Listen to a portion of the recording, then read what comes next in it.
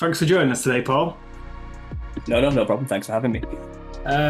Yeah, so to start off with, we want to talk about your popular YouTube series, The Nephilim Looked Like Clowns. So we're just curious to know, and our audience curious to know, what is a link between the Nephilim and clowns, and how did you sort of come up with this theory? Okay, so that's kind of a...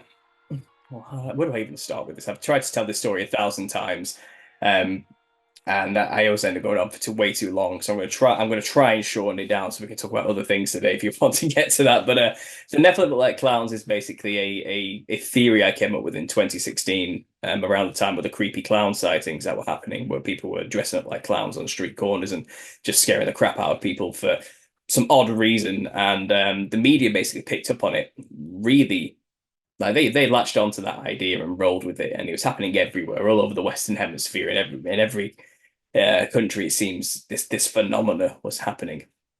And after I saw that, I was already well into my own YouTube channel, into conspiracy research of the occult and all these type of things, to understand that, well, the media doesn't really show you anything unless it wants you to see it. There's a purpose behind this, and the fact that every small news station of America was having their own individual events, and then the same for the UK. Every region of the UK was having their own creepy clown sightings.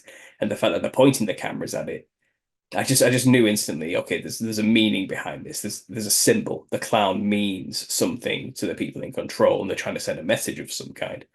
And that was my first initial thought process that created the theory, basically. And to get to that understanding and to make that connection, it took years of some odd events in my life, which have numerous testimonies about, and then I've told again over and over again. And I'm currently writing the book on this. But after that moment, in 2016, I just rolled with it, and I basically just typed into YouTube and Google and anywhere I could find it,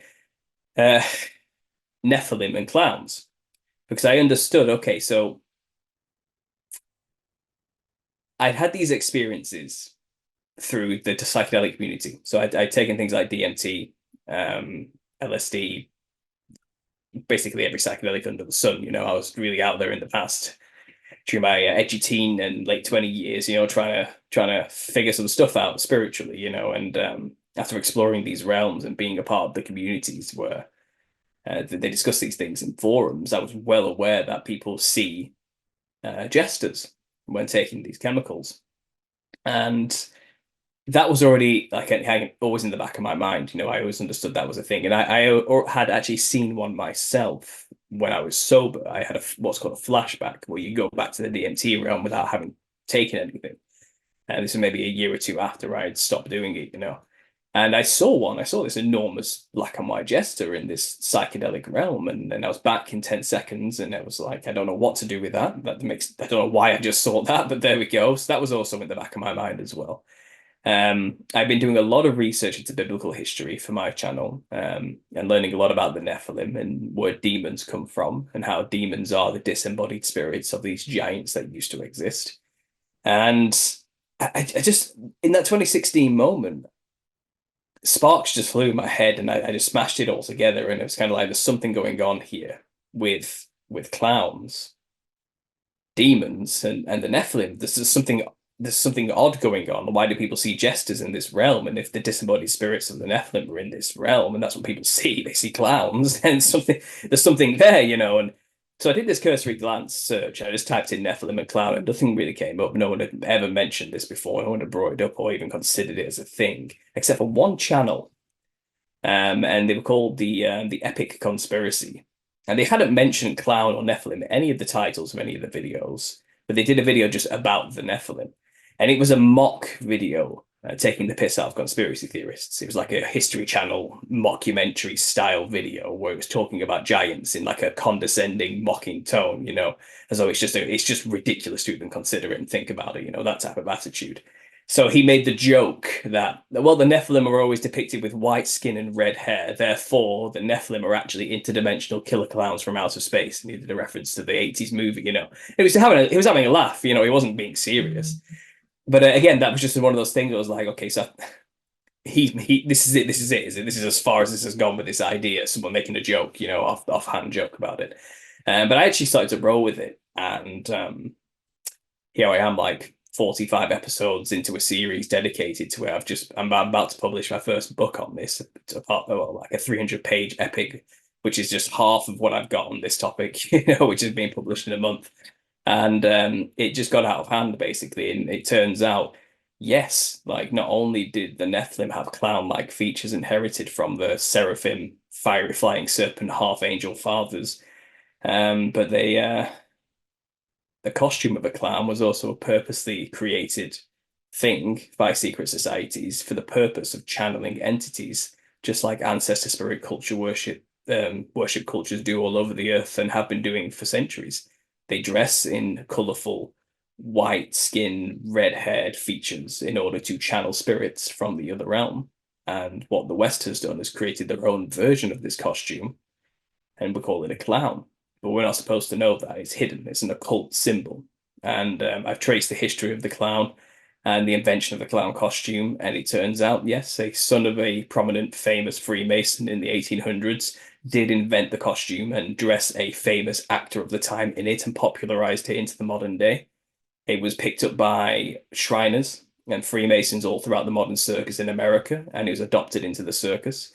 The circus itself was a creation of Freemasons in order to mimic rituals done in Freemason lodges. The ringmaster, who wears the top hat, is a King Solomon analog, and he orchestrates the ritual using the ring, just like Solomon did, to control demons, which are clowns in the circus metaphorical setting. So the ringmaster orchestrating the ritual with the clowns is King Solomon using the ring to control demons. It's the same allegorical story, just in metaphor and symbol. And the public paid for it. And these are mass invocation rituals, because I don't know how much you get into this, but secret societies are just continuations of mystery school wisdom cults that go all the way back to the flood, and their practices never really changed. They just have a Christian veneer more often than not, or even a Muslim veneer if you want to go to the Shriners. But then realize that the Shriners today control all the circuses, and they all have a clown sect within their own shrines where they dress up like clowns and go to children in hospitals that they run, and publicly it's a bit of fun for the kids and it's for charity, but secretly they are doing what these ancient cultures have done for centuries, is dress like a thing to channel the thing, and we're just none the wiser. Dressing like a clown is no joke, is what I've discovered. It's actually a very serious ritual everywhere else in the world. It's just an occult symbol for us. So yeah, historically speaking, the evidence is there that it was purposefully crafted for the purpose of channeling demons in the West without the public realizing it. And in a way, it is still done today. The practice is still done today. The secret to the music industry isn't having any talent or knowing the right people necessarily. It's just dress like a psychedelic clown monster, and you will end up being elevated and put in the spotlight and made famous, because they want more people emulating that look. Because the more people they can get dressing that way, then the more channels they're opening for the demons to inhabit this realm. And you have to wonder, when you look at the clown world we live in the culture at large, and the ultra left-wing liberal types who are, I like to call them multicolored collective, and the way they dress and what they do to their own bodies, you've got to wonder, in light of this theory, what the spirit behind these things truly is, and it's kind of, is it the spirit within trying to manifest physically through the vessel they're possessing? Or are they dressing that way, unwittingly channeling the entities? Is it the chicken or the egg situation? It's a lot of things start to click into place when you start perceiving the world with this lens of the Nephilim clown. And I find it's a great way of reaching a lot of the psychedelic community, obviously into the Jungian archetypes, the collective unconscious, and they've always been told, well, the jester they see in these realms is just like a wisdom representation of their own collective psyche of humanity, and it's there to teach them to not take life too seriously and to face their own shadow and do the work necessary to free themselves of their preconditioned notion. I don't know, they go on and on with loads of pretentious nonsense to explain away these jesters, and what I'm trying to say is they're not some invention of the collective consciousness of humanity. They are tangible entities separate from ourselves with a history and a reason for being there, and they are not your friend. They have an agenda. When you took DMT, did and you saw these jester-looking entities? Did they interact with you or anything? Like I said, luckily when I did all these psychedelic exploration, I did it for years at uni, of 4 years non-stop microdosing LSD every day, taking DMT and salvia and whatever I could get my hands on, and I was smoking cannabis every single day for 8 years straight. I was basically just an addict. In hindsight, I've been completely sober now for well, I quit cannabis in 2016, so 8 years, and I haven't touched anything since. But it's kind of, I didn't see any entities myself during that time, but I did go to these realms and these places where the entities are usually purported to be seen. In hindsight, I'm wondering if I was being protected in some way, because I'm a Christian now, and I found faith for all of this and left all that behind, and maybe Jesus was stopping me from being accosted by these entities in some way. I don't know, but I only saw them afterwards when I wasn't taking the drugs. It's kind of like, again, in a protected environment. I was projected straight into the astral realm, and I was looking up at a giant jester made of black and white fractal patterns with this huge purple grinning, big bulging glowing eye thing just looking down at me. And it's kind of like, I don't know what to make of that then, and I still don't know what to make of that now, or why I saw it necessarily then. But it did feel like it was more like all right, Paul, you want to know a thing or two? Look at this, and it's kind of like I was allowed to see it, and it says, okay, now roll with it and see where your research takes you. And like I said, it's serious. No, this is actually not this is quite a serious situation. And a lot of people, when they hear, the Nephilim look like clowns, they don't really understand what I'm about to tell them. I don't think they quite. Right, yeah, because a lot of people won't find the connection, right? And the clowns, similar to lots of things that definitely in the West traditionally we do.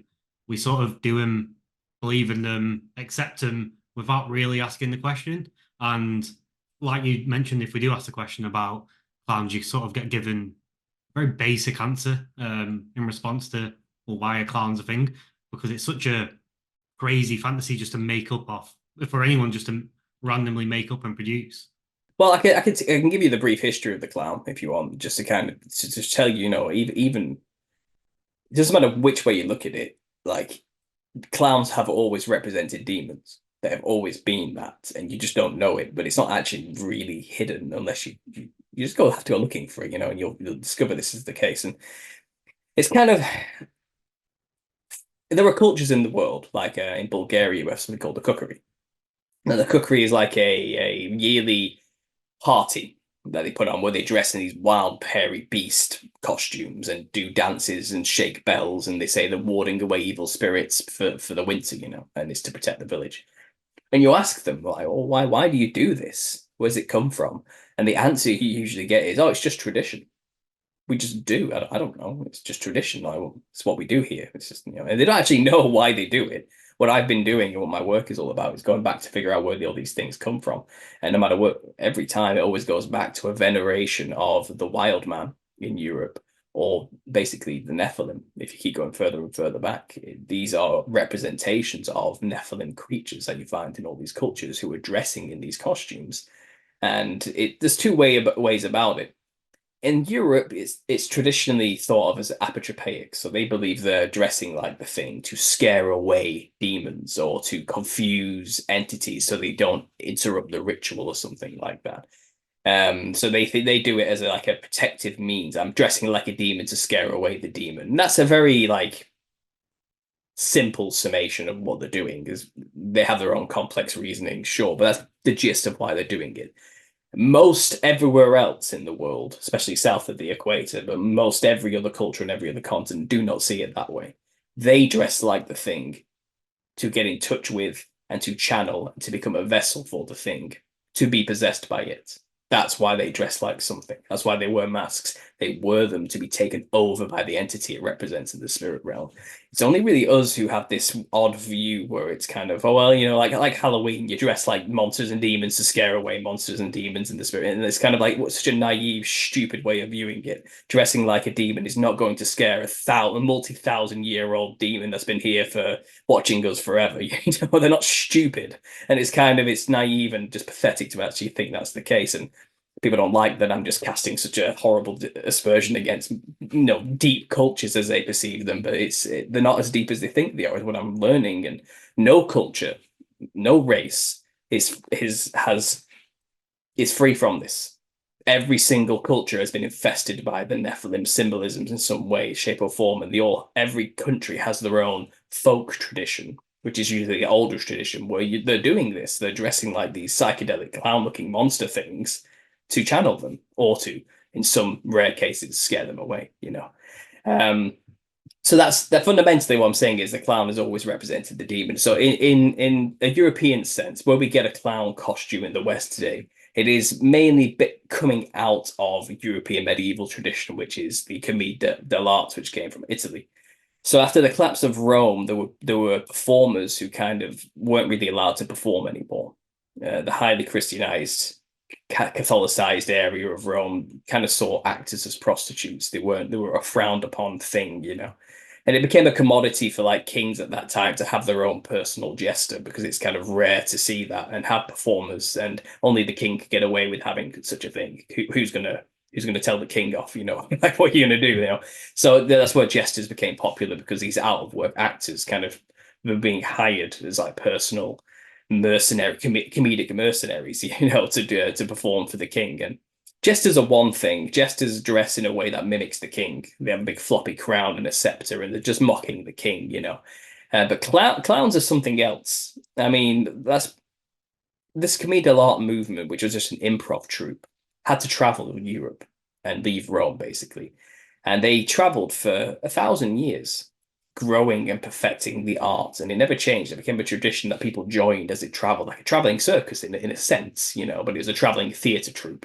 And they'd have these stock characters, which were just basic characters, like the soldier, the slave, or the servant, or the policeman and the rich man, and just recognizable characters anybody anywhere would recognize, and then they'd do quick skits with them. But then coming out of the medieval period, a brand new character randomly got added in like the 1500s, and it was weird. It was a weird character called Harlequin, or Arlecchino in Italian, and it's just such an odd thing. It was this like brutish, beastish, vulgar character who was rude and crude with a club, and had this horrible, angry-looking mask on with its nose pushed up and a horn sticking out of one side of the mask, and it had this tattered white rags on with multicolored patches just sewn all over to it. And it's kind of like, well, these are stock characters that are usually part of the cast, and this member became a stock character because this troupe had spent hundreds of years realizing everywhere we go, every culture has this tradition where they dress like a wild, hairy beast monster and have a wild party just before the Lent period, and then usually fast for like 40 days or something afterwards. But beforehand, they dress in these monster costumes, and they look crazy. They look beastish and hairy and horned and colorful and psychedelic, adorned in bells and all these type of things. So they introduced that into the stock character of the traveling troupe with the commedia dell'arte, and it was called Harlequin. Now, it was named Harlequin because in France there's a specific version of this wild man, giant beast with a club called Helikins. So Harlequin, Helikins, you kind of get that mixed together.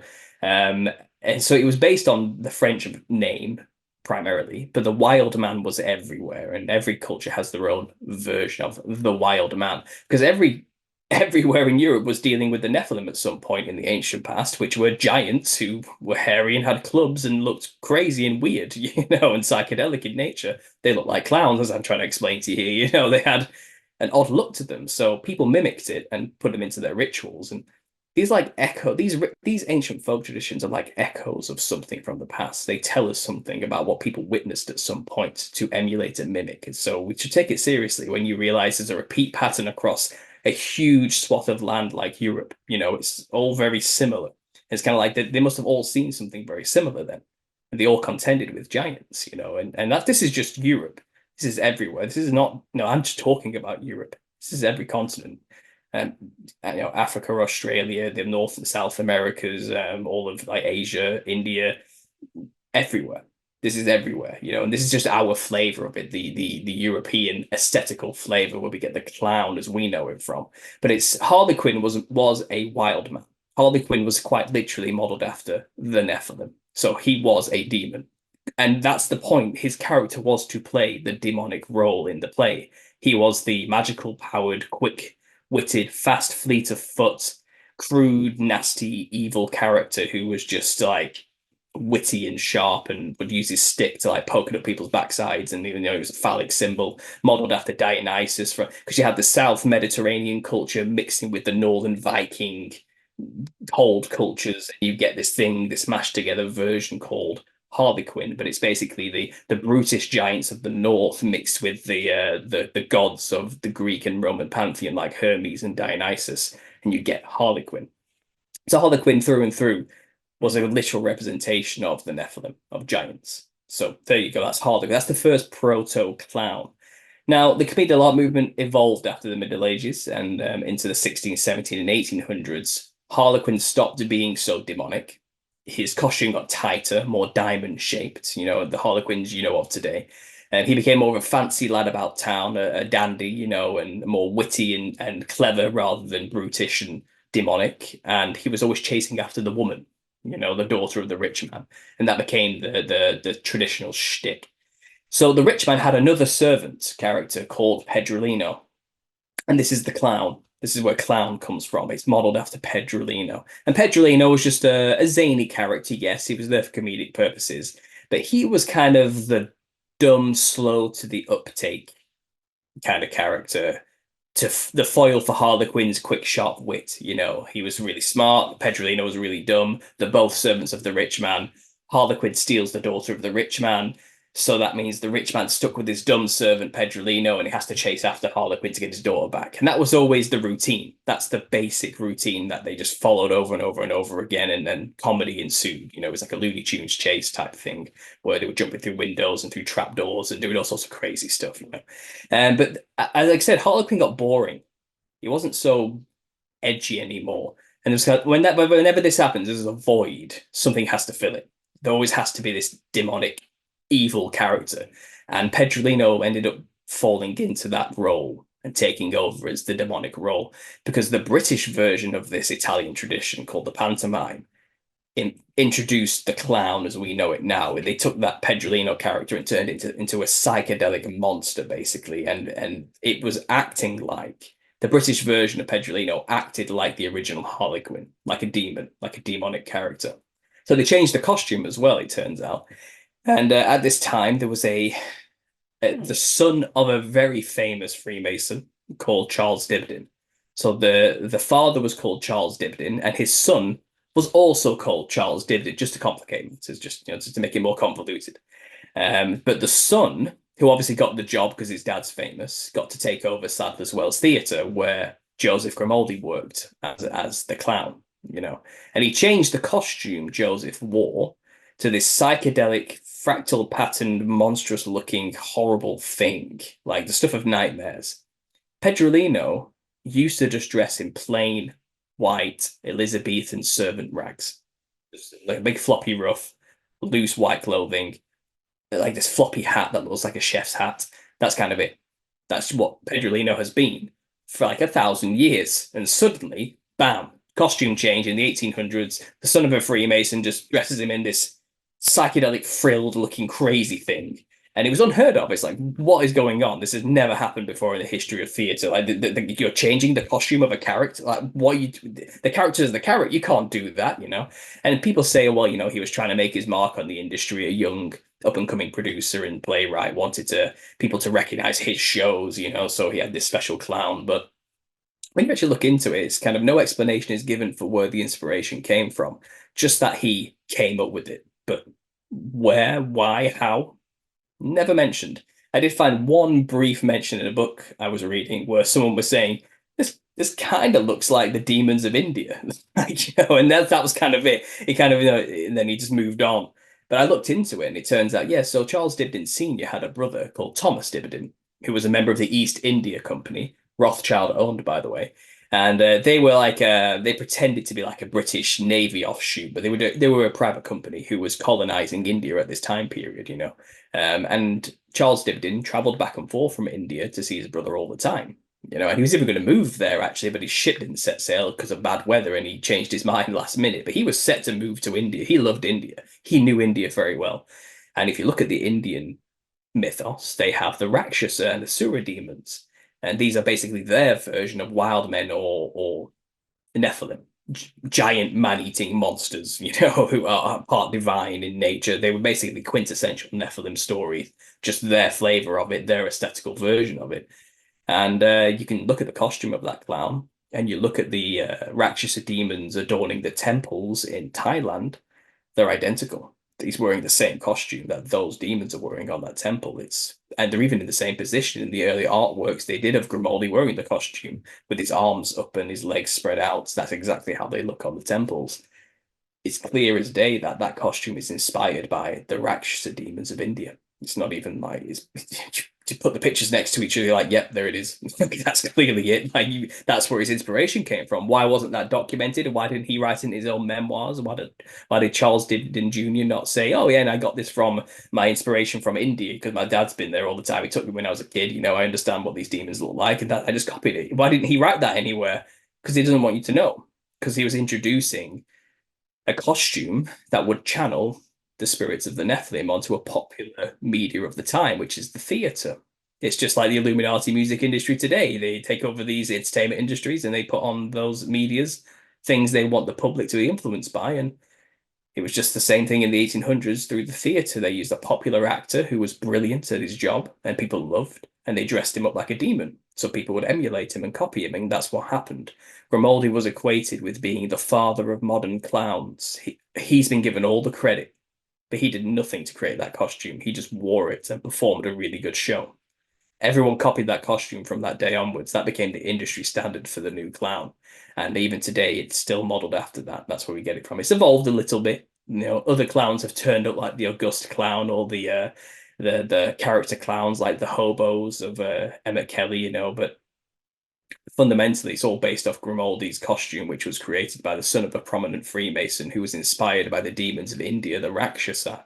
And even then he took over the role of Harlequin, the demonic character, who was also modeled after the European version, which is the Wild Man. So whichever way you spin it, the clown or the Harlequin, wherever you want to say it began, it was always modeled after a demon. And that's the history of where we get the clown visage from. And they know this, you know. The only reason that confirmed that I'm not talking completely out my ass here, and this is actually something that's valid, is that someone sent me a random link, like not even that long ago, and I've been doing this since 2016, you know, not even that long ago. They sent this random link saying there's an episode of Supernatural, I think it's season 2, episode 6 or something like that, and it's called Rakshasa, and it's about a circus clown who's actually a Rakshasa demon who goes around eating the parents of children who let them into their house. Okay, so they're even telling you the Rakshasa demons look like clowns, or clowns are Rakshasa demons. Like they were telling you in this thing that was created in what, like 2006 or something like that. You know, this TV show, and it's kind of, they've always known this in the industry, and this is why all pop stars end up dressing like clowns or have clownish features or multicolored fractal patterns of clothing or put really white makeup on with red lipstick or something like that. Is because they are doing the same thing. They are channeling demons for power, form, and fate, fortune and fame. That's like it's a common practice, and so that's the history of a clown. You know, one thing this theory has got me thinking about is a lot of people say children have like a sixth sense or they can detect spirits, and a lot of children are scared of clowns. So it kind of falls in line with that. Perhaps they just naturally have a fear of clowns because they know clowns are shaped after demons. something like that. Yeah, coulrophobia, which is the fear of clowns, is an odd fear. I mean, it's funny because I've noticed a pattern that emerges with our media every year. Just before October, just before Halloween, there's always an article released on every single newspaper platform, even in the UK, talking about the fear of clowns and why people fear clowns. And they always do release a new article every year to reinforce why people are scared of clowns. And they tell you it's because of something called the uncanny valley, where it's almost human, but not quite. And we're programmed evolution-wise to not trust masks. If we can't see people's emotions and the true eyebrows moving and because it's masked by makeup, we don't trust people. We can't trust them if we can't read their emotions. And the clown makeup is so heavy and so almost human but not quite that you can't gauge people's emotions up. We intrinsically fear that. We can't gain a foundation of trust based on that. And that's why we're scared of clowns. Or Alternatively, it's a deep-seated, built into our DNA aversion to something that was actually a predator of humanity at one point that was eating us. And we just haven't forgotten collectively. It could just be that, because this is what the Nephilim did. They subjugated all of humanity. They became the kings and rulers of all civilizations. They became the culture builders, and they were working on behalf of their parents, who were the angels who were in rebellion against God, who created them to begin with, you know. So they were like the physical kings and foot soldiers residing over humanity in the physical realm, while the angels were above them, watching from the spiritual realm, orchestrating all of this. You know what I mean? And it's like they were all in tandem together. And the angels were knocking about physically too, you know, prior to mix with humans and make all this mess happen. So it was an absolute shit show in the antediluvian age. It was a mess, you know, and people were being eaten by giants. It says clearly in the Book of Enoch that once, at first, they were heroes. These were mighty men of renown. Look at that! Look at these things. They're huge. You can look at them. They're killing monsters for us. These things are here. These things are wonderful. You know, thank God they're here. Great, amazing. The angels did a wonderful thing, and then they kept growing, and then the food humans grew wasn't enough for them anymore.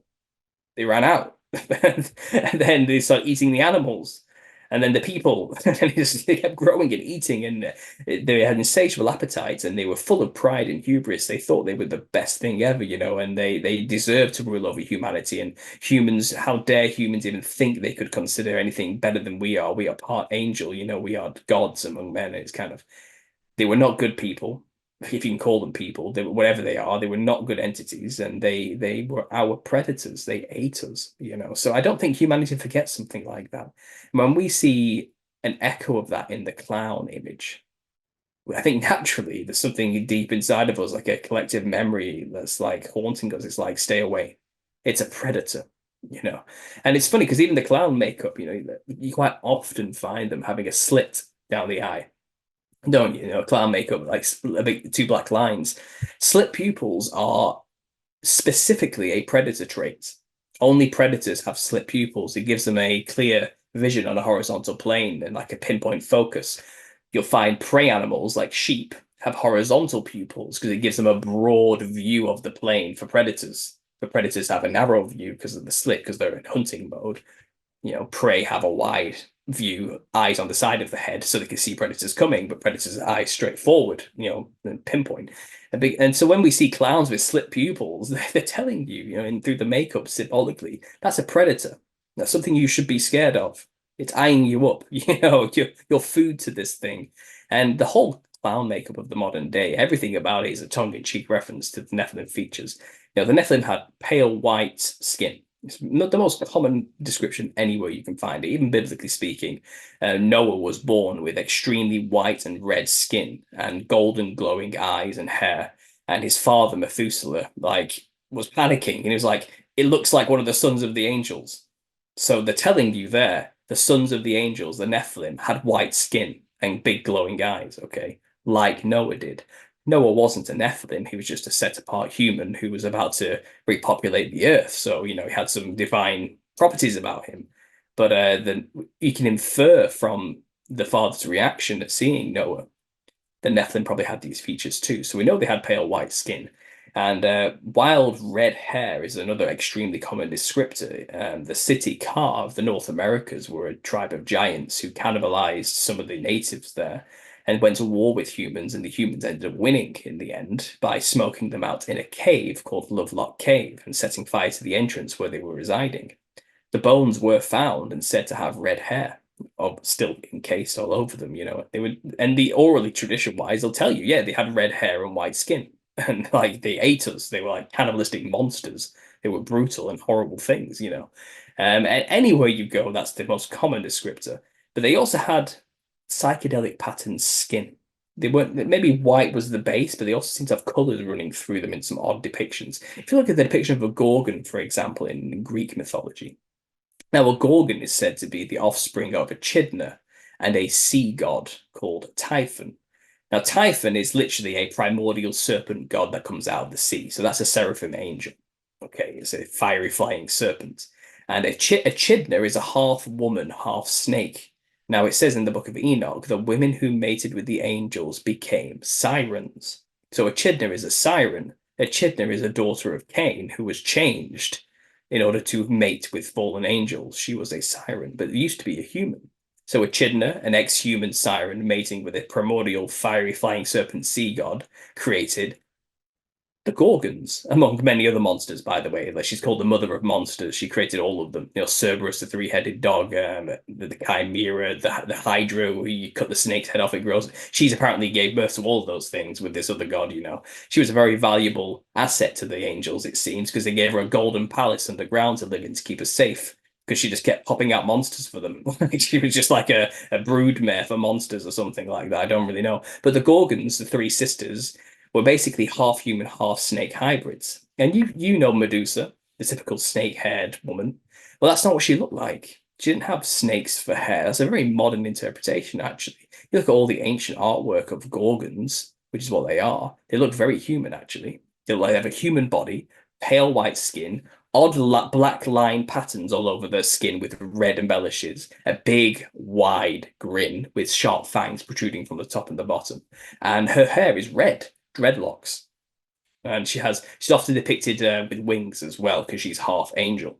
Do you get what I mean? So it's a giant, beastie, big, wide grinning, clown looking, bulging eyed, white skinned giant. That's what a Gorgon really was. But we're told today through mainstream media, oh, it was like a green snake woman with snake for hair. No, that's not what the Greek artwork shows whatsoever. That's not the case. That's not true.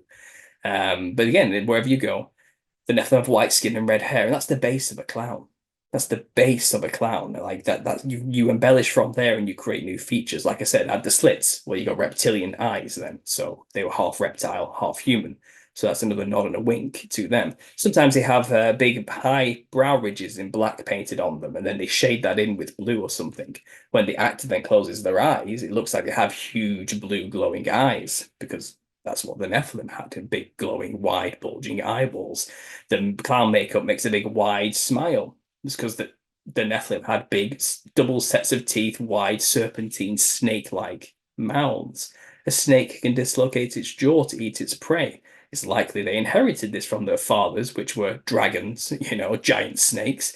So it's likely the Nephilim too could dislocate their jaws and eat people quite easily, you know, and that's why they had this, you know, a typical jester, big wide mouth, you know, that's the Joker, is you know, or you've got the red clown makeup. Now people say, oh well, the red is to indicate the cannibalistic nature of these creatures digging into a carcass or something and getting covered in blood, you know, but it could just be that this lizard human hybrid thing was basically a reptile with lips. That would look pretty weird, you know, big red lips on a white skinned reptilian skin looking monster. It probably actually had big red lips, and it would have looked very weird and terrifying, you know, and that's why clowns also look pretty terrifying when they make a really thin smile, you know, with these lips. The red nose, which clowns typically wear, you're told, oh, you know, some angry circus boss pushed one of his staff members out into the ring during a show, and he was wearing a costume he tripped over, and he burst his nose, and blood went everywhere, and all the Germans there were laughing, going, ha ha, August, August, which means fool, fool, you know. And everyone loved it, so it became a staple thing to clowns to have red noses. It's like, that's just no, that's not what's going on there. That's a cover story, I think, of some kind, because no one can even pinpoint when that happened or who the performers were. No one really knows, you know. It's just one of those myths that got passed down through time. Or another story is, oh, it's to mimic drunk people, you know. And for this to this day, a lot of August clowns are named after alcohol, like rum and plum wine and things like this, you know. And when people drink a lot of alcohol, they get red noses, and it's kind of like, well, that's actually a myth. Rosacea and big, horrible, bulbous red noses, people always equate that to being a drunk. You know, people who drink a lot in bars, old men in bars get those things. And it's actually nothing to do with alcohol. Medically speaking, it's a genetic condition that you either have or you don't, and drinking will not change the fact whether you have rosacea or a red bulbous nose. It's called a rhinophyma when old men get those big, bulbous red noses. And the only cure is to shave it off with a hot wire and resculpt the nose. There's no going back with that. And it's a genetic thing. It's actually a part of a genetic condition called the curse of the Celts. I actually have it, but it manifested in me because I'm primarily Northern European, and it's Northern European men who get it primarily. any race can get it, but it's really, really strong in like really pale white people from this far north, you know. It basically means I got the iron problem. I can't process iron correctly. So I just keep holding on to it rather than getting rid of it to the point where rust builds up in my body and kills my organs if I don't get my blood removed to take the iron out regularly. So this is my version, and it's a genetic thing. You only get it if two parents have a specific gene and they come together, and then even then there's only a 25% chance it'll manifest. Well, people with rhinophymas have this other version of the same condition where they basically get extreme end-stage rosacea. So they get really red cheeks and blotches over the skin that blister, you know, it gets really bad, and then eventually gets to the nose, and the nose just keeps getting these blisters, which then heal and then grow new blisters, and the nose just gets bigger and bigger and bigger, and it gets really, really painful and horrible and disgusting and pus-filled, and it looks like they have a giant red bulbous clown nose, and it can literally look like a giant red ball on the nose, like it can look like that, you know. And remember what I told you there, it's primarily pale-skinned people who get this problem, and the Nephilim were the whitest of the white. They didn't have white skin like me. They had white skin like this cup. You know, they had like paper, vampiric, deathly ashen white skin. It's likely they also probably had extreme rosacea as a result. And the bigger Nephilim, the older Nephilim, may have developed huge, big, red, bulbous noses because it's a real genetic condition we can still see happening today. Just Google it, you know, and it's real. It actually happens. So I believe that's a likely explanation for why clowns develop this red nose eventually. So have you done much research into why, especially in the UK, we celebrate Red Nose Day? So, well, yeah, but you have to wonder now, don't you? Yeah, exactly. Yeah, exactly. I mean, it's an invocation ritual. They're getting people to dress like the Nephilim in order to become stronger channels for them. They are mirroring something in the spirit realm, demons, because the Nephilim, once dead, the spirit stays here. They're stuck here on Earth without a body. They don't sleep, they don't rest like humans, as it said in the Bible. You know, we go into a state of rest, or if you want to get to eschatology and theology now, we go to heaven or we either got to heaven or judgment or at the end of time. And there's people have argued it, but we don't wander the earth when we die. They do. Okay, they are stuck here, and that's where demons come from. So once the body's dead, the spirit's still wandering around, and they have all these urges that they can't satisfy because they haven't got any senses to satisfy them with. They haven't got a mouth, tongue, fingers, eyes, ears, nose. They can't do anything, but they have these desires. They hunger and they thirst with no stomach or mouth to satisfy any of it. You know what I mean? And that's why they want your body. Your body will give them the means to experience those things through your senses. They're going to live vicariously through you, you know. And when people dress like clowns, well, you're mirroring something in the spirit realm, and you're creating a channel. You're like the spirit realm's here, we're here. When you dress like a clown, you open a channel between the two. You're mirroring them, and you're getting closer and closer till you're almost touching, and then they can get through to the other side into your body. That's the practice. That's the spiritual law that all these other cultures have been utilizing forever, because there's benefits to allowing a demon in. It's like it's a contract. It's like, okay, I'll let you in my body. I'll let you use my senses to experience things you want to feel. And you know, and the deal is the demon will say, well, I want you to murder people and drink blood and eat people because that's what I like doing.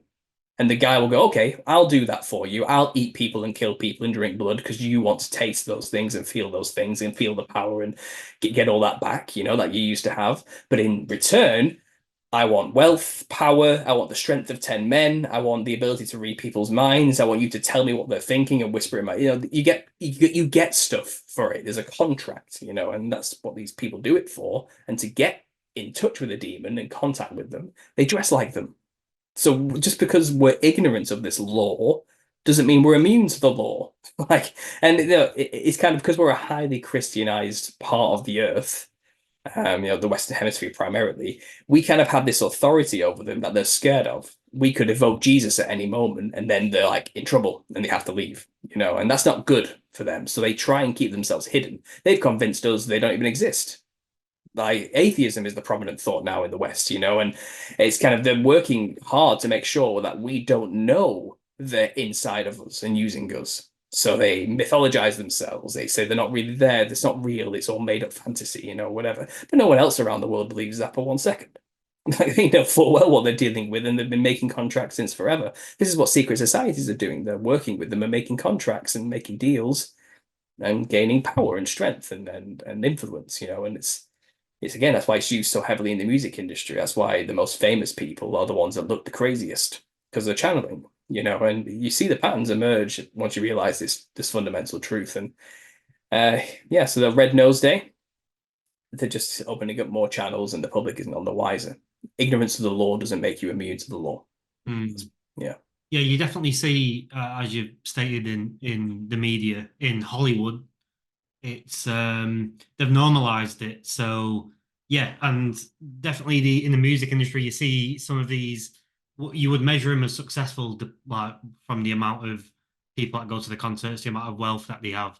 But they're usually the people that are dressing up, as you might want to call them, clowns, because they are dressed up like funny-looking people, and they're also making everyone else dress up. Their sort of audience dress up in the same way.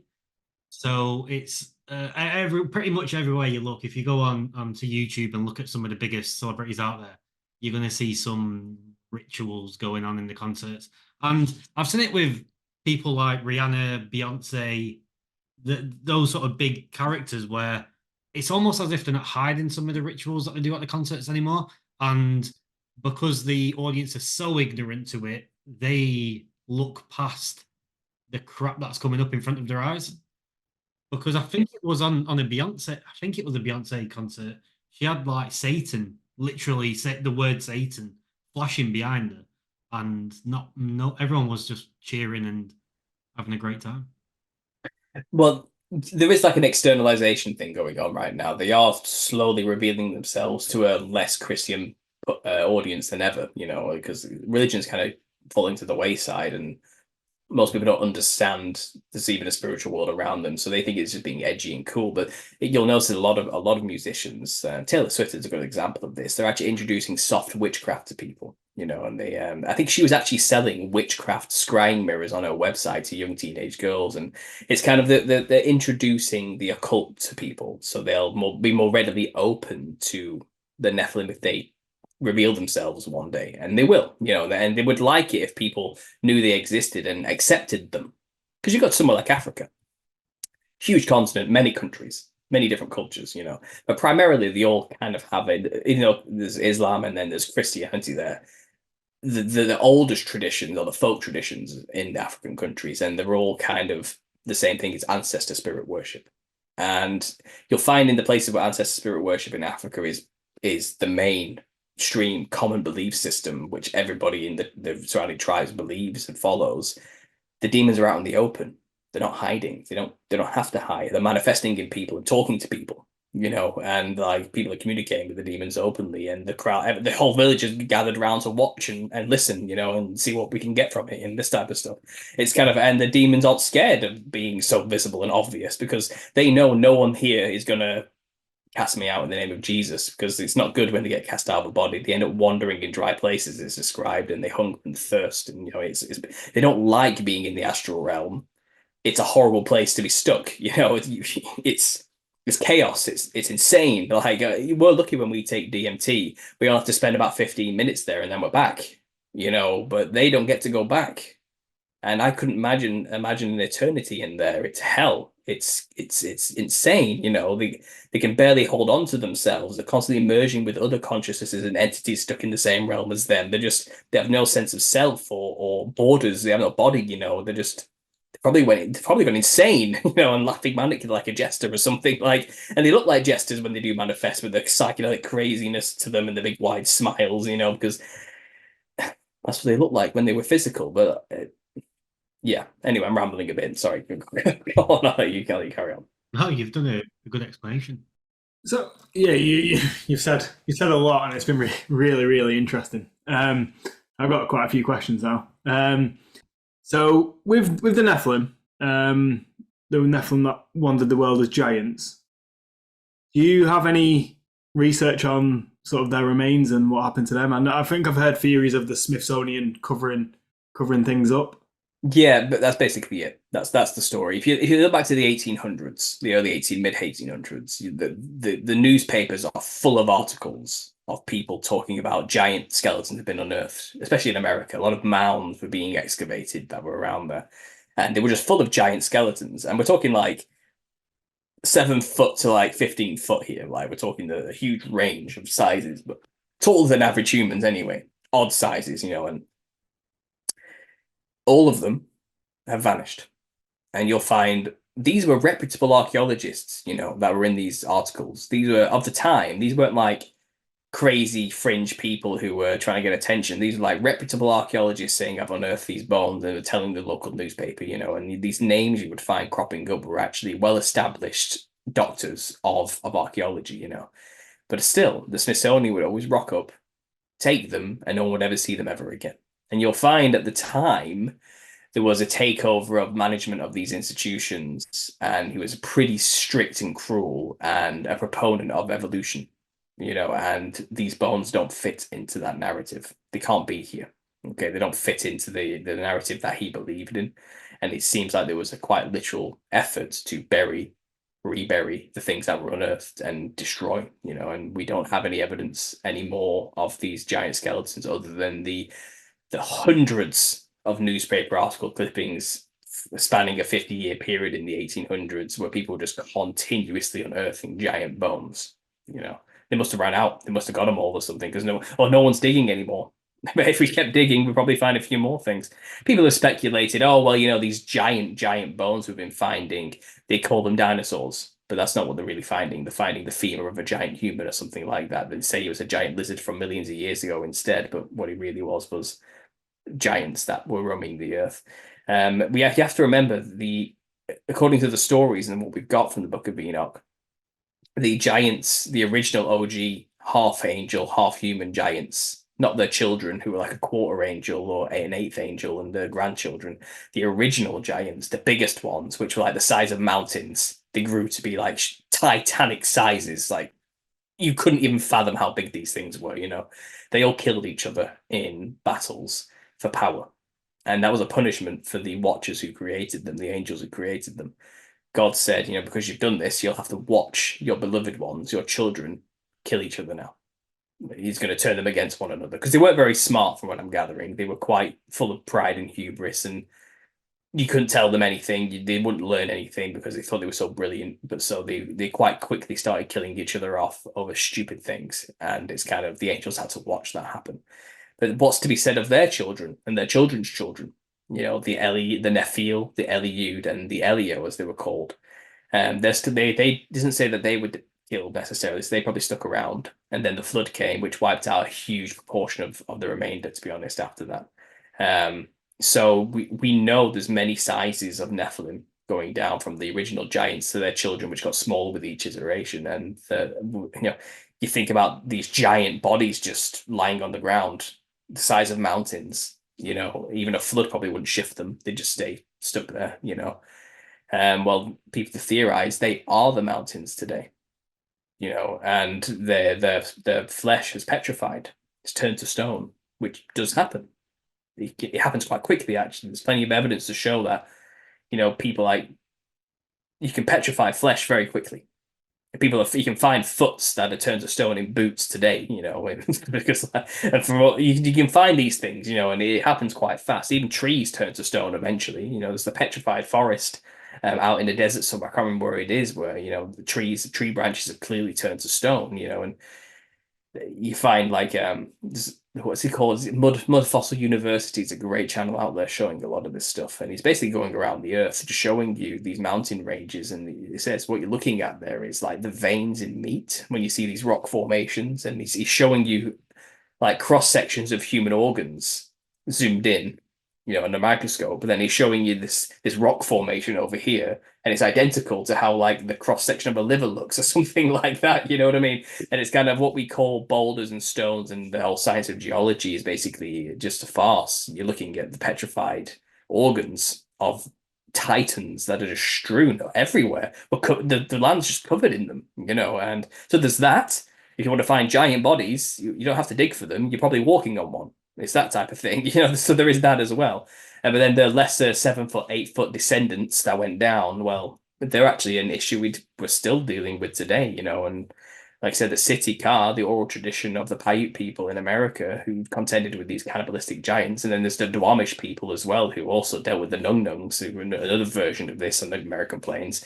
Well, these are oral traditions, so we don't know how long ago it was exactly, but it's got to be in the relatively near future where these things were around pestering the people, because there's one woman going around to this day doing visits at universities and talks as a native of America, and she has given to her by a great great great great grandfather, passed down through the generations, what's called a mourning dress, and it's quite literally made from the hair of a giant that was scalped and killed, and it's just this red shoal thing that they were, and it's red hair. You know, the giants' red hair.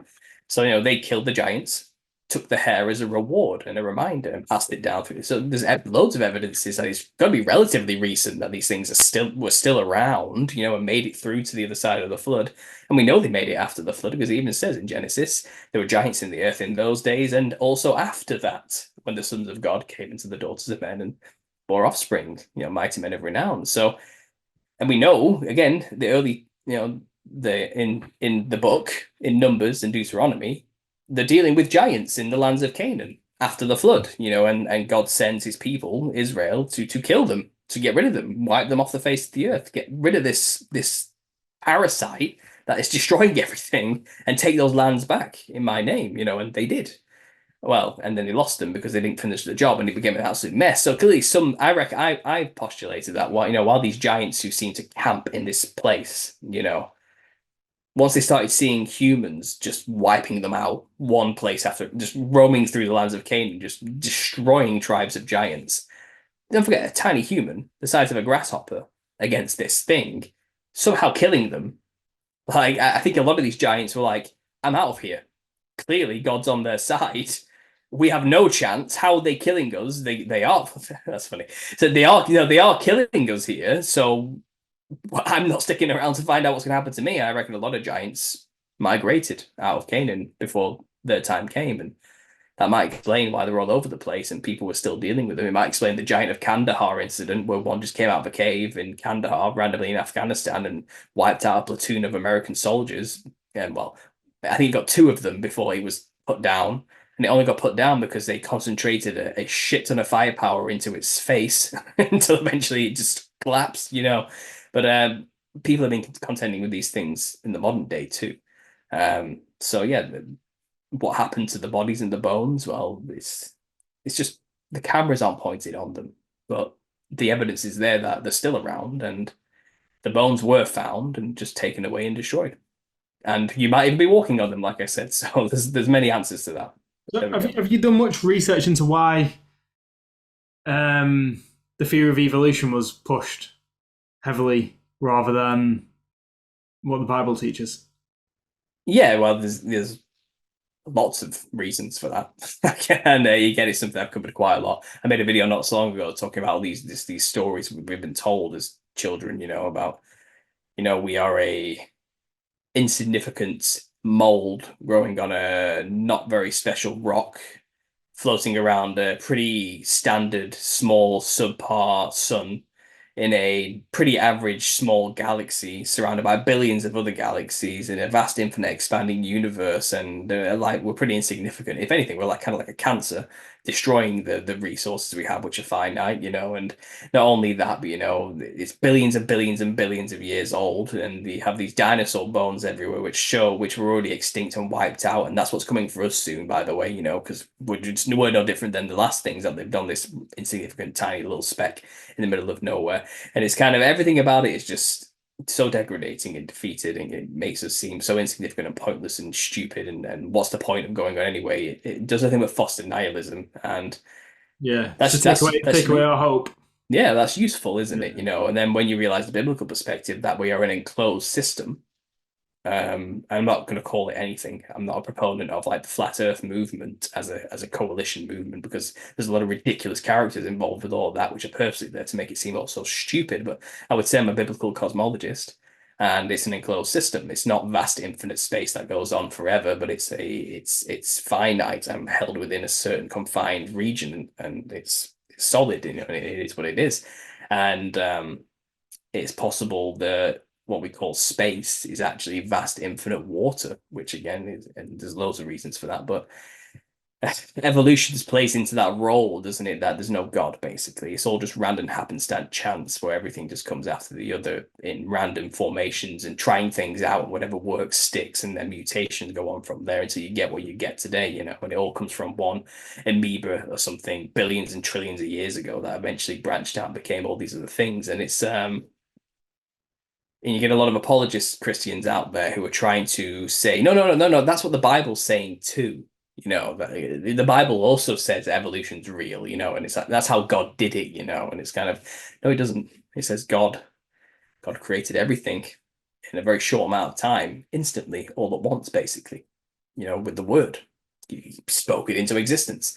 And if you actually look at the laws of the universe, there's evidence for that, quite clear evidence. Entropy is a huge red flag, because entropy proves that everything is in a constant state of decay. Nothing's getting better. Nothing's evolving. Everything is constantly degrading. Everything is getting worse all the time, forever. Okay, and nothing's getting better, you know, and evolution can't exist in a world where that's actually a natural, unbreakable law, because evolution tells you things get better and more evolved and advanced throughout time, but that's not the case. But what that does prove is that God spoke everything into existence instantly, all at once. Everything just appeared and then slowly starts to decay and get worse over time. Doesn't just start, has nothing, and then expands and gets better. That's not the law. That's not what actually happens. Science has told us that, you know. And it's not like science inherently is a bad thing.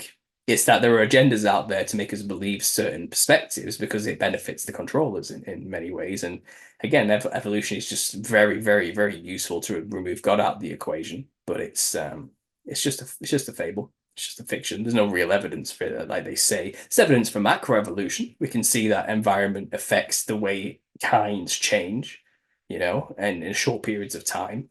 But long-term evolution, where things dramatically change over millions of years, you know, even the carbon dating methods they use to claim these vast swaths of numbers like billions and trillions of years, it's kind of, they're making it up, because carbon dating is not that accurate whatsoever. It's not even close. In fact, they could carbon date a live squirrel and it'll tell you it's 40,000 years old. You know what I mean? Like, it's stupid, because the dating atoms and everything's made of carbon in some way in this world. So and plus, they give you these big numbers, don't they? Like trillions and billions of years. And it's because you can't understand that. We don't process that kind of stuff. You know, it's magic. They're messing with you, you know, because, oh, well, you know, I'm not going to question that because it's too big of a number for me to question. I don't want to seem stupid. I don't want to sound stupid.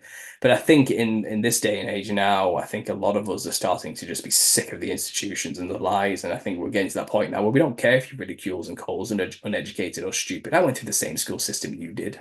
You know, I've learned the same things you did, and I'm still coming to these conclusions. Not because we're stupid or idiots or didn't understand the math. Like, I believed it just as you did for many years. It's because there are other answers and you just haven't looked at them yet. That's what it's come to. And I think things are changing. I think there's people like you talking to me right now to discuss these ideas, and you're just down the road from me, from what I believe. So it's kind of, you know, it's happening even in the local area, you know, and with platforms like this and more people discussing these ideas, I think the mainstream narrative, the illusion that's been pulled over our eyes, is shattering before them. And you know, I would purport that the truth is in the biblical perspective in the history, and I think I'm proving that through obviously my Nephilim research as well. But yeah, I hope that explains the evolution thing to best of my knowledge. But you look into it also, and all the characters involved with creating the theory of evolution and dinosaurs, and they're all suspect as hell. The whole thing is suspect, and it falls apart quite quickly when you realize that, yeah, these were people a part of specific societies who had an agenda, you know. So yeah, it's like when you look at when you're a kid, when you're a child, like 3 years old or whatever. Two main things you get pushed is spaceships, planets, and dinosaurs. And they're the two main things. Like, you go and get pajamas, you go and get stuff for your bedroom walls. It's all dinosaurs or space. So even just questioning that and being like, well, is that all? Like, if you look at the amount of propaganda that we get in general, everything around us is pure propaganda, left, right, and center. So when you start breaking it down to, it all starts when you're a kid, just before school, you get implanted with this stuff into your mind, and then you go to school already semi-believing that these things are true because you had it up on your wall since you was a young child. No, yeah, it's insidious. They get you when you're young. That's for sure, and that's on purpose, And it takes. I think everyone's going through it, and I think everybody gets to a point where they start to question, like, wait a minute, do I really believe that? Is that what I really believe? Because when you say believe, I think a lot of people never actually stop to say out loud what they think is the case about the fundamental beliefs about reality.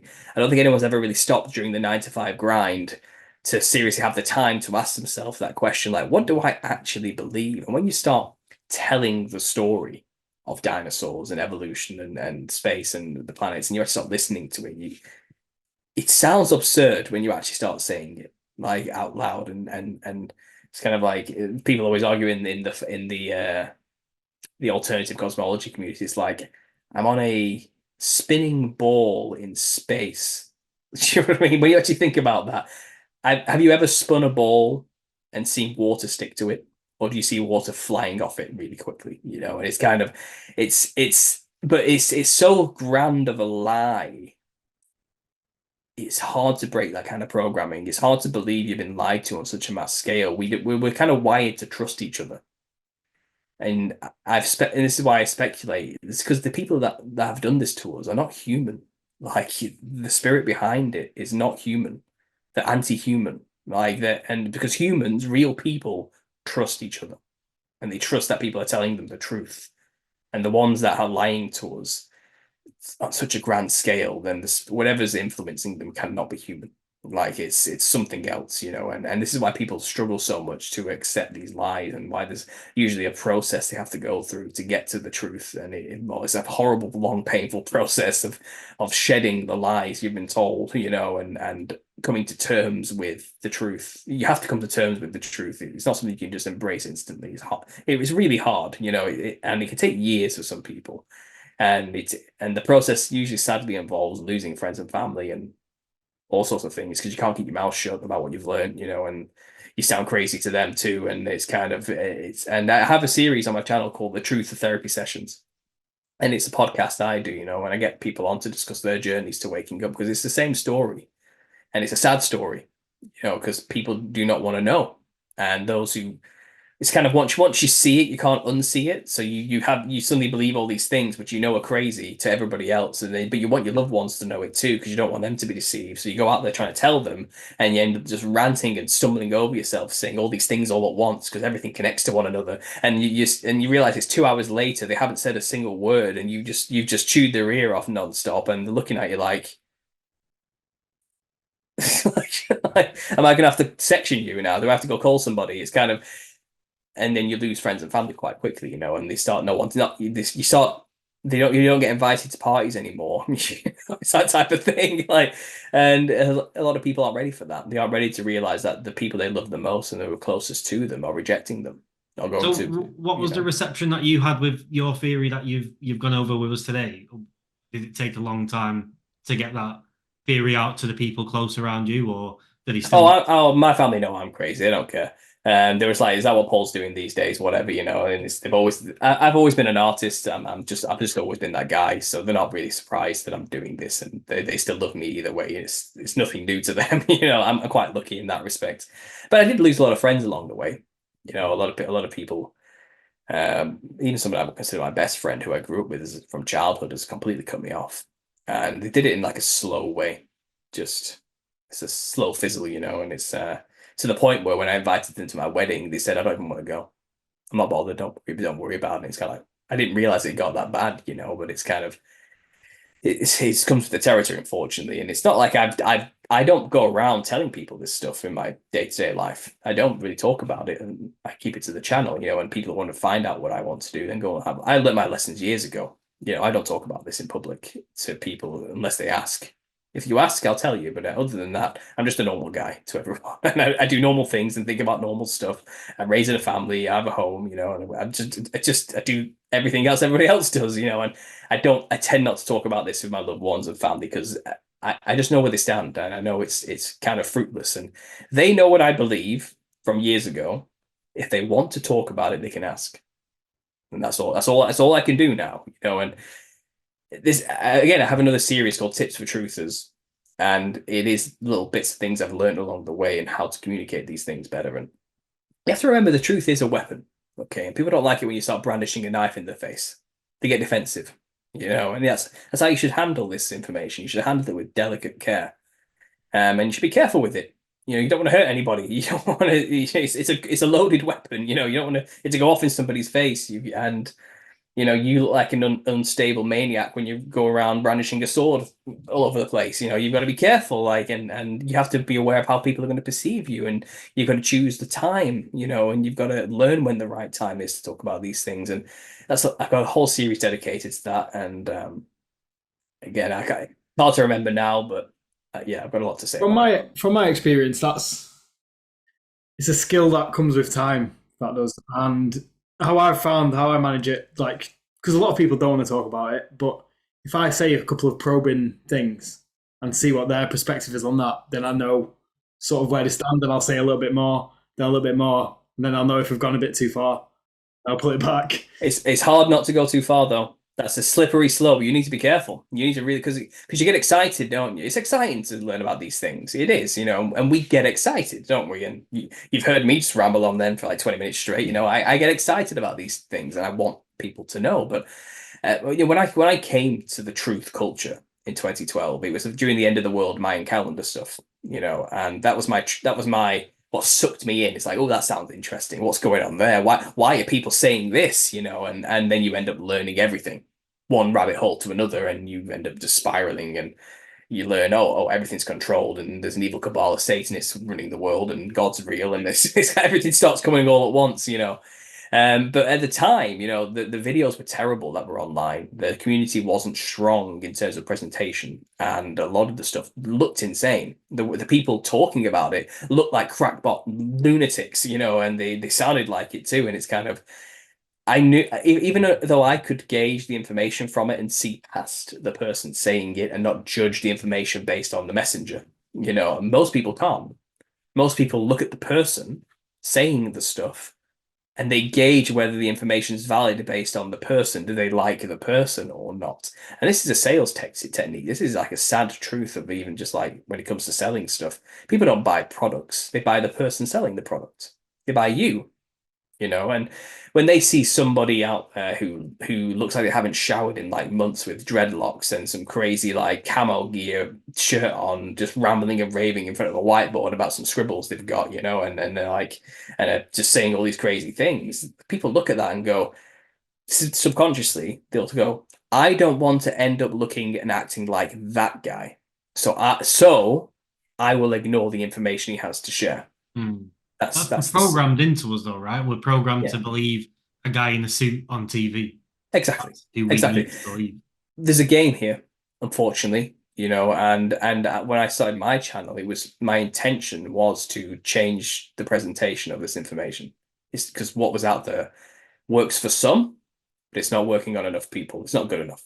It was not good enough, and I'm not saying I'm the guy who's changed everything, but I had my input, I did my thing, I did have my style, and today it's far better because there's many more people better than I with more production skills and technology, experience than I've ever had in this type of thing, who are creating really quality, high production value content now, showing the truth, and it's reaching more people because of that, and I'm happy to see it. Yeah, it's because like when the pandemic came across, there was a lot of people with the relevant skill sets to put these high quality production videos out there. They were sat at home, sort of twiddling the thumbs, thinking what's actually going on. And it was when I saw a big spike as soon as all them sort of people woke up. That's when that's when YouTube changed, and YouTube just got full of millions and millions of videos talking about theory after theory after theory.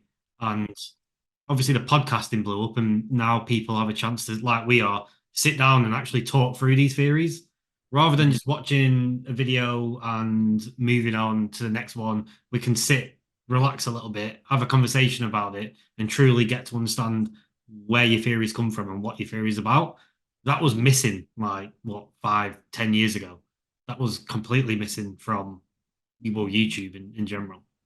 Yeah, well, people were scared of each other, and people didn't know who to trust a long time ago. I think a lot of people were like still in the realm of, well, there's just this tiny group of people on the internet making these videos, telling us crazy theories and ideas, and there wasn't much of a solid community then. Like I said, and it seems like after 2016 there was a bit of a huge shift, obviously with the election of that time as well. And I think um, people technologies were getting better, social media was becoming much more prominent and powerful as well, and I think it connected people in a huge way, and that has made it grow to what it is today. Instead, the podcasting community blew up big time, and it's actually around 2018 when I had to leave YouTube. I worked at Aldi at the time, um, and I'm not going to say the location, but it's the one around the corner from you. I was the manager there, and yeah. So there's that, and yeah, for 5 years I worked there without my YouTube channel because they told me you can't have that channel and be a manager. You can't do it. Because the stuff you're talking about is so controversial. If any of the staff members complain about you or get offended, we're not going to be able to defend you, because you're talking about things that are too controversial, and you could offend the staff, and the company is not going to defend your standpoint. So either you get rid of the channel or you step down and become a store assistant again. And I wasn't willing to do that. I just got the job, and in a moment of weakness I'm not proud of, I capitulated and stepped down and shut the channel down. So for 5 years, I wasn't producing anything, and I was watching, and I watched the truth community kind of stagnate. A lot of big names in the Christian sect just died, disappeared, especially with what happened in 2020, onwards. And the Gnostic influence started, and New Age influence started to take over the truth community, and it was sad, And I had this clown series which other people kept alive, like Conspiracy Auras, and he shared my theory on his channel and said, I got it from this guy who just disappeared, and that was me, and it got to the point, where I quit that job because I had enough. It's like, I'm not a manager of a supermarket. I'm a conspiracy theorist. So I just quit the job and went hard into my own business, a photography business with my wife, and it's working, and it's supporting me and my family. And since I've got back into this in 2023, I think the community has got so much better. And I think there was a huge lack of Christian perspective voices, which were really strong when I joined. From the 2012 to 2016 period, there was a strong Christian presence in the truth community, but then it seemed to just die. And I mean that literally. People died. like voices just disappeared, and people put on ventilators and stuff like that. I'm not trying to name too many names. People know what I'm talking about, but I think there's a revival right now. I think there's like this new wave of truth cultures coming about, and I think people are sick of the satanic Luciferian New Age perspective, trying to tell them that they're a god in the truth movement. I think people are seeing through it all, and I think this is, I don't know where you guys stand on the Christian thing, but it's my opinion that that is the truth, and that's what we're living here, and that's where it's going. And I think we're seeing a huge revival of that. I think people are craving the truth to the point where no matter what I did, and I wasn't raised a Christian, no matter what I did with my research, it always led to that. It always led back to that truth. God's real. The big thing which I see is when you're looking at in the West, we're completely just taken over by Hollywood, movies, music, all the entertainment, all the distractions. But all the people that are just had their minds set on these celebrity idols. And what I think is happening, and what the way I look at it is, I find it hard to idolize. I find it weird, to be honest, that you idolize a person for singing a song on a stage. And what I'm noticing is more people are noticing that these guys that are standing on the stage, and girls, and in these movies, whatever's happening doesn't feel right anymore. Definitely since the 2020s.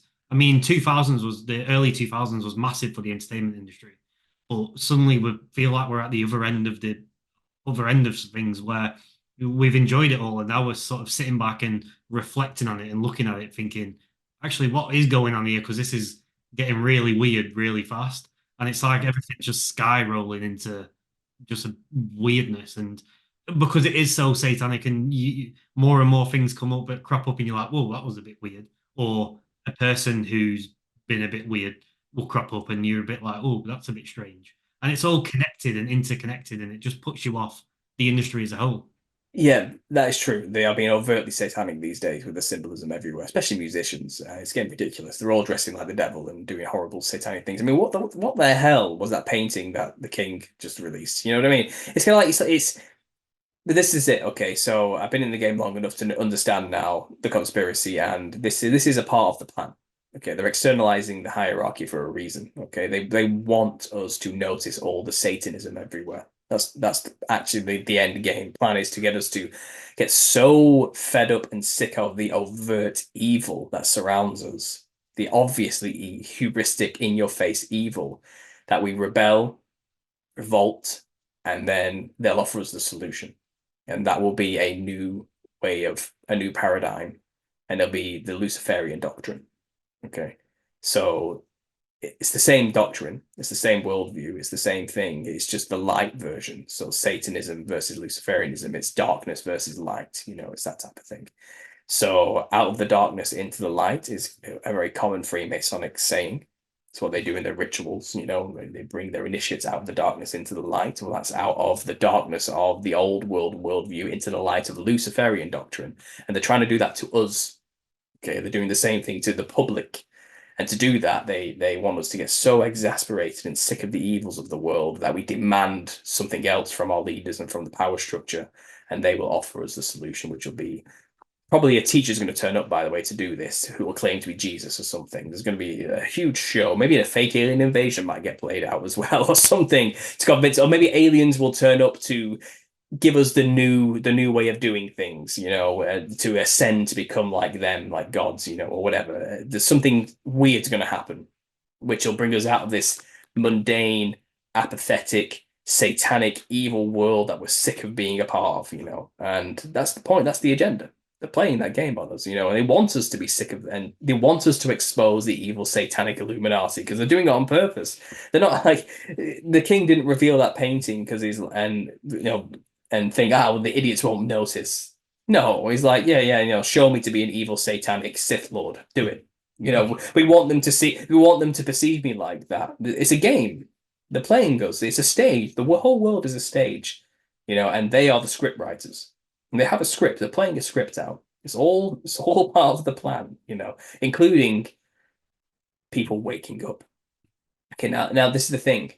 Waking up is not the same as being saved. Okay, you can wake up to all the truth in the world, but if you haven't found Jesus, then you're still part of the plan. Still part of the agenda, But being saved is to be not of this world. It's not to keep your eyes on this world or pay attention to the Satan or that type of thing. Obviously, fight against it, expose darkness where it is, but we keep our eyes on things and outside of this world and what's to come afterwards. But if you're just waking up to the Matrix, that doesn't mean anything. That's not going to save you. I guess it's this is a war for your soul, fundamentally, which is why the Christian perspective needs to be understood as when you come into the truth movement. And there's a huge swath of the truth movement which isn't Christian based, which is more primarily alchemical, hermetic, Gnostic type based, coming out of the new age of the 2016-2014 period. The new age stuff, crystal chakras, serpentine, orgone energy stuff, it's too cheesy. So they've all graduated into theosophy instead, which seems more technical, a bit more advanced, a bit more next stage type thing. And that's where all the new ages have moved into, but it's still a lie. It's still the promise that ye will be as gods, which is what Satan's promising. It's all the Luciferian doctrine, like Russell Brand, for example. He's a truther, right? He's a public truther, isn't he? He's sticking it to the establishment and the man, but he's also a Gnostic New Age Luciferian, but he hides under the mask of Christianity because he's a Gnostic Christian, but his doctrine is Luciferian to the core. But he claims Christ consciousness. Christ isn't a consciousness we can all attain. Christ is the savior of all humanity, the Son of God, separate from all of us who we need to get to know and have a relationship with. It's not something to do with the oil in our spine that comes up when our chakras are aligned, activates the pineal gland, and lets us have the consciousness of the Christ's energy. That's not what's going on, but that's what they're selling to us. That's Luciferianism. You will be as gods. You are the master of your own universe. But they're going to sell it to us as a new form of Christianity in some way. A universalist religion. All the religions were right. but they were all wrong about one thing, which is this, and it'll be the aliens or something. I don't know. They've got like A to Z of like files of plans they could do for the end, and they're going to play whichever one fits the time. Yeah, right. Because it looks like they're lining up all sorts of different opportunities. Exactly. Yeah, and we're in the game of finding out what those potential plans are. So when they do choose one and roll with it, we're not going to be fooled, and we'll be able to be a light in the darkness and explain clearly what's actually going on. Because it's going to be a time of confusion. People are going to be very confused about what's actually going on, and they're going to be believing a lot of lies, and therefore doing things they wouldn't ordinarily have done if they had understood the truth. And that includes killing people.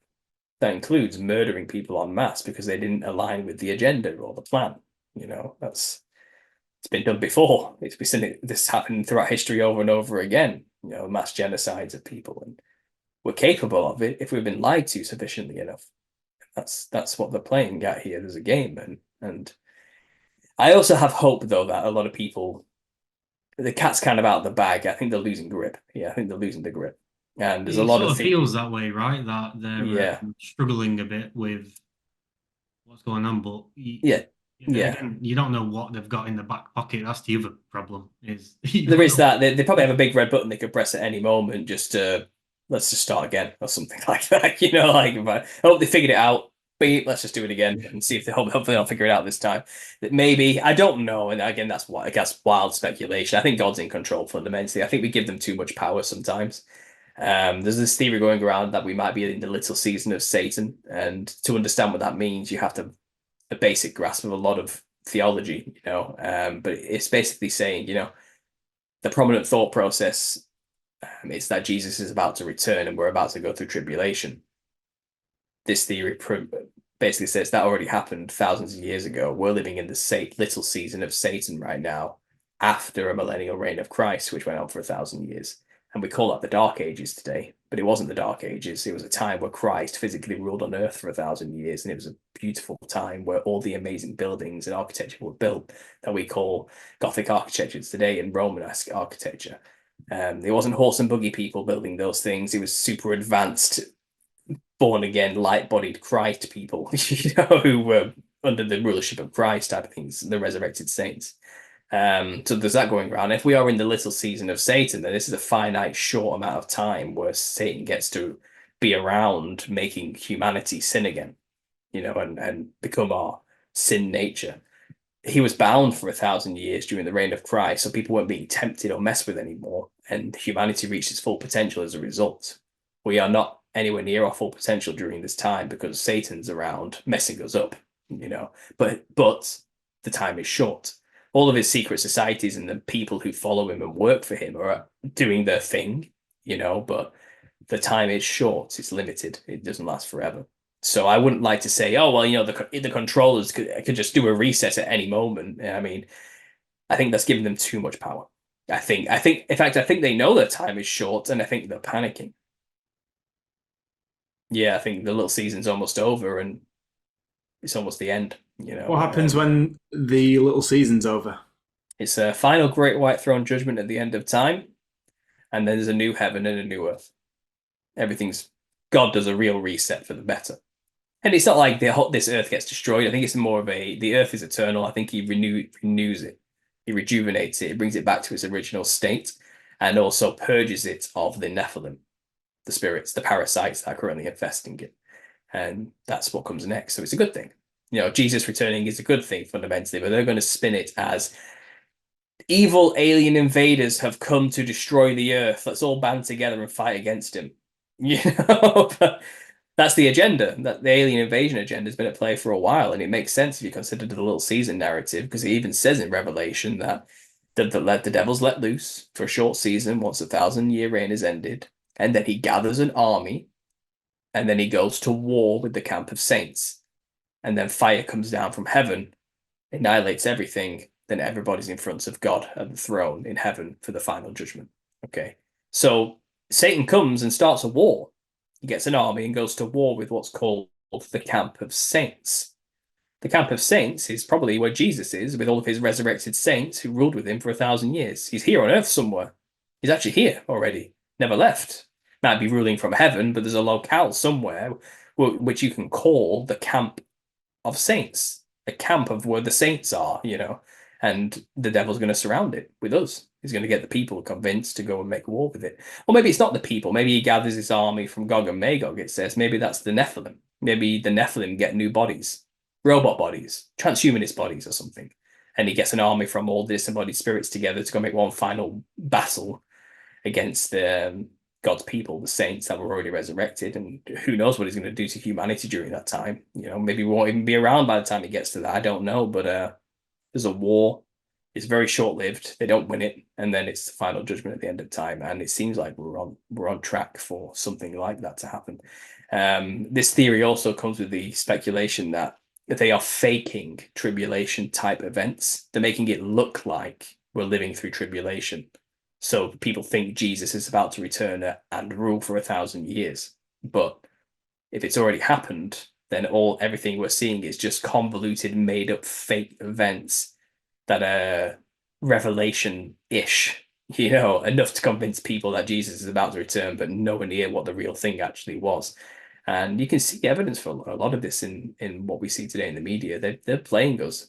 They are the script writers. They're making up their own history, their own story to cover up that history of Christ and to make us believe we're locked into a fake infinite vast universe with dinosaurs and all that sort of stuff comes into it. All those theories appeared around the same time period, about 250 years ago, when the Dark Ages ended and the Enlightenment period began, out of the darkness into the light, leaving the old world of Jesus behind and going into the rule of Lucifer. It's all, symbolically speaking, they've been telling us what's going on. And so maybe that's what's going on. I don't know. But what I'm trying to say in a roundabout way is this extroverted, evil, satanic agenda, which we're all seeing now as obvious, that's a part of the plan.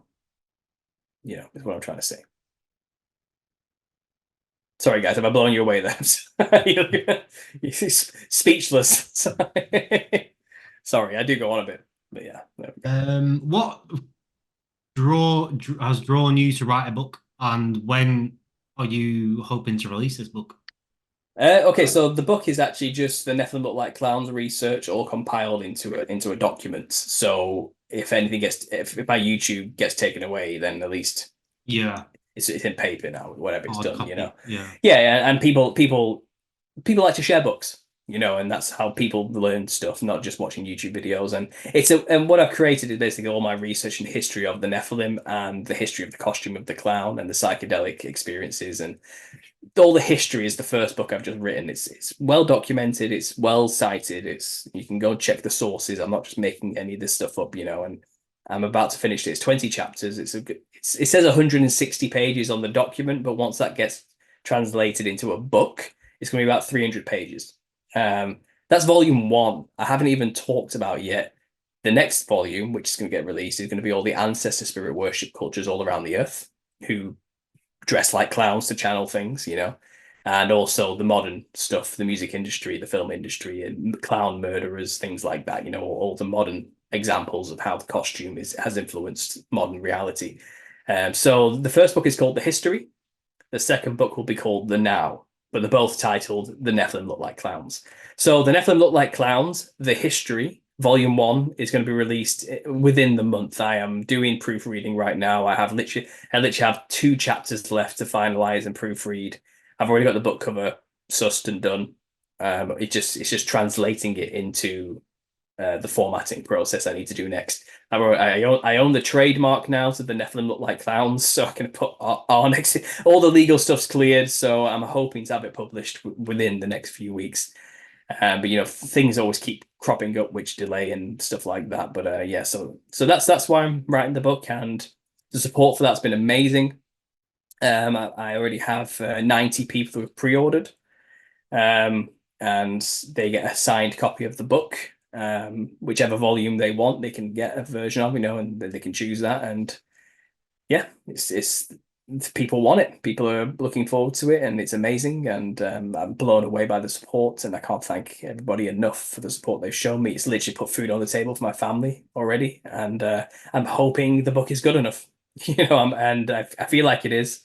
I've put everything into it. It's the first book I've ever written, and well, besides my dissertation, I suppose it's not the first time I've written things, but in terms of publishing, it's exciting. It's exciting to publish a book, but I'm nervous. I think everyone who publishes a book is going to be nervous because there's going to be reviews. There's going to be people who I already have people who disagree with me. Well, yeah, it's not the most straightforward book. Putting it out there, yeah. Exactly, yeah. But it's all, but whatever. I've always taken criticism so. But with all the knowledge you've shared with us today, I'm sure the book is going to be amazing. I hope so. Like, I've been editing for the past 2 days. I usually Monday, Tuesdays are my days in the morning to just spend 4 hours just to get into it, and I can taste it. It's almost there. I know it's going to be published in no time, and I'm like, it's bubbling up now. I'm kind of like, oh, okay, here we go. Where can people go to pre-order it? The pre-order system was actually done through GoFundMe, so I have they sent me their address and details and which book they want, and I've got all that on my own document. And so out of the 90 people who donated, I think 16 want volume 1, and the rest are waiting for when the book's finished, volumes 1 and 2 combined. Do you know what I mean? So it's things like that, and I'm going to personally order the book, sign it, and then send it out to the address they've given me. So I've done that personally.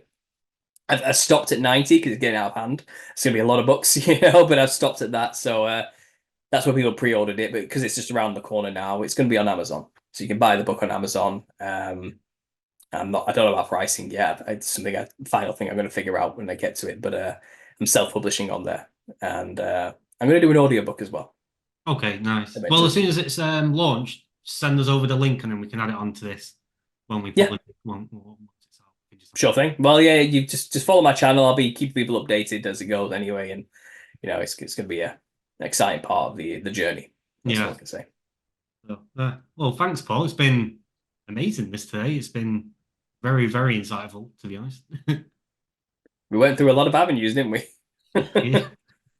Yeah. I'm glad you enjoyed it, guys. It's been really good.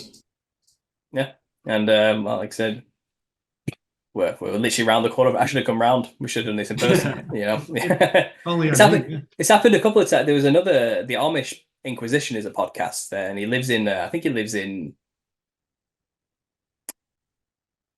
he's in the same city. I think he told me he's in the exact same city. So it's odd that this keeps happening. Like, I keep meeting people who are quite like. I didn't realize there was anyone in the northwest region of England that even thought about these things. You just don't realize it, and yeah, because you go out and have these conversations with people locally, and no one's slightly interested in continuing the conversation. But I think it shows, doesn't it, that you don't know who's thinking about these things. It's more true. And it's like you were saying earlier, when you go out, you're a different person. You are a normal guy who lives a normal life and talks about normal things, and that's just the habit that you have to have when you go outside. Or people are going to think you're crazy, and people are going to run away from you. Yeah, exactly. But I think, like I said, hopefully that's changing. I think these, like I said, talks like this are showing that more people than you think believe what you believe. And that's the beautiful thing about having these conversations, right? Is we wouldn't have connected if it wasn't for YouTube and these communities that are out there. So thank God for them, and let's keep in touch. Yeah, absolutely, guys. Again, I'm more than happy to do this again. Just stay in touch with me, and we can do this again sometime. I'm definitely up for a round 2 on this. Yeah, 100%. I've got way more questions that I wanted to go into, but we'll save them for next time. Absolutely, guys. Well, no problem at all. Thanks for having me. All right, Paul. Cheers, Paul. Take care. Bye now. Bye.